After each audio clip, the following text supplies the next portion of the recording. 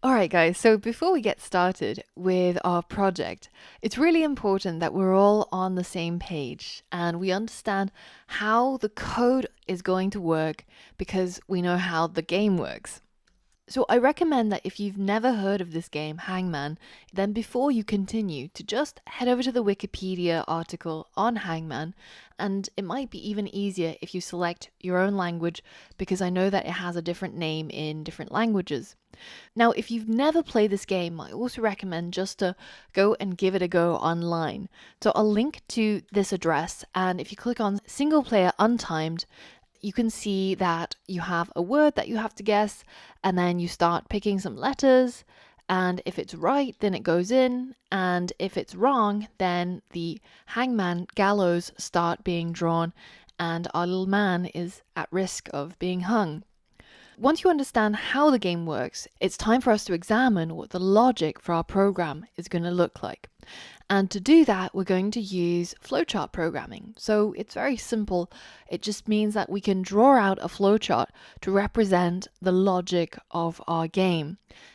At this point, I want you to pause the video and have a quick think about how you would program Hangman. Try and come up with a flowchart that represents the logic of this game. Break it down into little steps. What needs to happen first? What needs to happen when the user makes a guess? And what should happen when the guess is incorrect? When should the game end?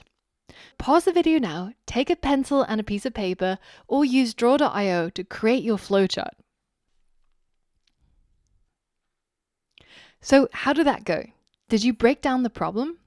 It's really important to say that there's no single right answer here, and there's loads of ways that you could have done this. But let me show you my approach, which is how we'll write our program over the next couple of lessons. So this is what it looks like from start to end, and if we zoom in a bit, let's go through this flowchart step by step so we're all on the same page. At the start of the game, the first thing we do is to generate a random word. Let's say in this case it was the word mouse. Now the next step is to generate as many blanks as the letters in the word. So we have these blanks to show the user how many letters are in this word that they need to guess. They don't get to see this, but they get to see this. And the next step, they get to guess a letter. So let's say the user in this case guessed the letter O. Well, the next thing we have to check is the guessed letter actually in the word? Well, in this case, O is indeed in mouse. It's the one at the second position. And so we go down this path and we answer yes to that question.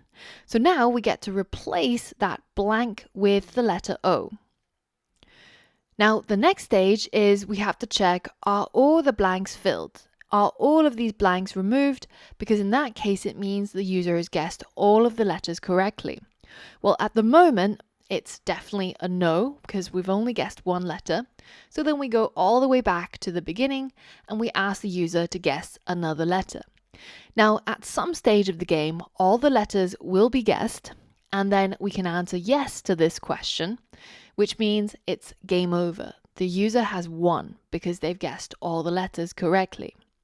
Now, if we go back to the part where we asked the user to guess a letter, and they guessed a letter, say the letter Z, which doesn't actually exist in this word mouse, well then in this case we go down this right path to answer no, and the user loses a life, which means we start drawing out our hangman figure. Now, depending on whether if they have run out of lives, if the hangman has been drawn completely, then they would go down this path. But at the moment, they've only lost one life and this figure is not complete. So the answer is no. And that means we go back to the beginning and we get them to guess the next letter. Now, if at the stage where they've exhausted all of their lives and the hangman figure is complete, well, then it's the end of the game and they've basically just lost without having guessed all of the letters in the word. So this is the logic, and you might need to come back to this video a few times if you get stuck along the way just to review how the program flows, but it might also be worth creating your own flowchart or simply downloading this completed flowchart I have here in the course resources. It's a really useful tool to come back to and refer to as you're writing the code, because this will give you an overview of what you're trying to get your code to do. And hopefully this is going to make it easier for you to complete the upcoming challenges in this project. Once you're ready, head over to the next lesson and let's get started.